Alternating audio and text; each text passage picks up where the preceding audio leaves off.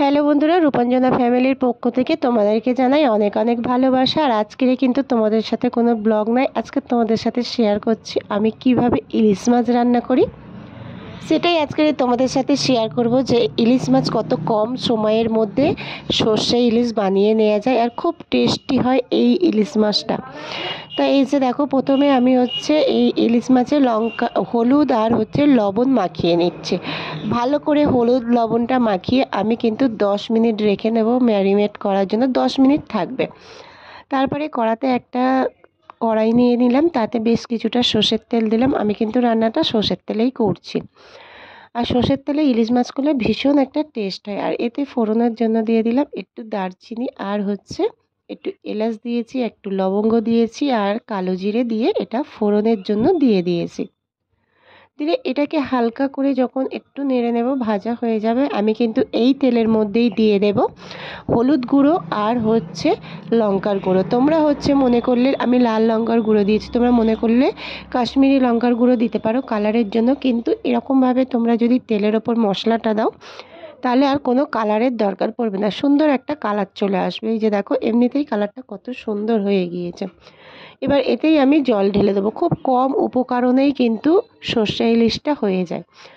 আর এতে আমি একটু জল দিয়ে দিলাম, যতটা পরিমাণে তোমরা ঝোল খাবে ততটা পরিমাণেই কিন্তু তোমরা জলটা ব্যবহার করবে। তা দেখো, ঝোলটা যখন এইভাবে হালকা ফুটে যাবে তখন আমি মাছগুলো এইতে দিয়ে দেব।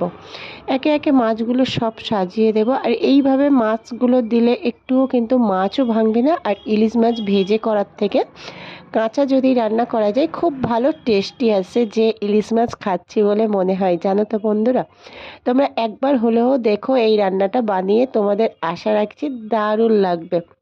তা আমি এটাকে ঢাকা দিয়ে দেব 10 মিনিটের জন্য। আমি এটাকে ঢাকা দিয়ে দেব। 10 মিনিট পর আমি ঢাকাটা খুলবো। এই যে দেখো, ঝোলটা আমার বেশ সুন্দরভাবে ফুটে গিয়েছে। মাছগুলো আমি ওই এক পিঠ করে ছিল, এ পিঠে উল্টে দেব, এপিঠ ওপিঠ করে উল্টে দেব যাতে আর এক পিঠ সিদ্ধ হয় ভালো করে। এই যে আমি মাছগুলোকে উল্টে দিলাম। আমি এবারে কিন্তু এই যে ঝোলটা ফুটছে, তোমরা যতটা গ্রেভি খাবে ততটার মতো গ্রেভি রাখবে। কিন্তু আমি এখনও পর্যন্ত আমার কিন্তু হয়নি রেডি। আমি কিন্তু এইতে দিয়ে দেব সর্ষে বাটা। আর সর্ষেটা বাটার সময় আমি কিন্তু 2 রকম সর্ষে নিয়েছি, কালো সর্ষে, সাদা সর্ষে। তাতে দিয়েছি একটু কাঁচা লঙ্কা। আর সর্ষে বাটার সময় বন্ধুরা অবশ্যই কিন্তু তোমরা লবণ দিয়ে একটু বাটবে, তাহলে কি হবে বলো তো, তোমাদের সর্ষের যে হালকা তিতো ভাবটা না, ওটা থাকবে না লবণ দিয়ে যখন সর্ষেটাকে পেস্ট করবে।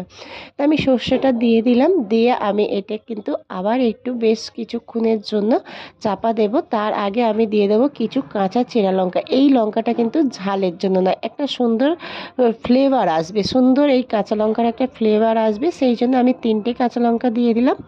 এই যে দেখো, আমার পুরো রেডি হয়ে গেছে কিন্তু সর্ষে ইলিশ। আর আমি কিন্তু নামানোর বেশ কিছুক্ষণ আগে, নামানোর আগে কিন্তু এতে দিয়ে দেবো কাঁচা সর্ষের তেল। কাঁচা সর্ষের তেল এই রান্নাটাই দিলে না দারুণ খেতে লাগে, জানো তো বন্ধুরা। তোমরা একবার হলেও কিন্তু অবশ্যই কিন্তু বানিয়ে দেখো। আর ভিডিওটা ভালো লাগলে সকলকে লাইক কমেন্ট শেয়ার করে দিও। সবাইকে কিন্তু শেয়ার করতে ভুলো না বন্ধুরা। আর এইভাবে তোমরা সর্ষে ইলিশ ঘরে বানিয়ে গরম গরম ভাতের সাথে খেয়ে নাও। টাটা।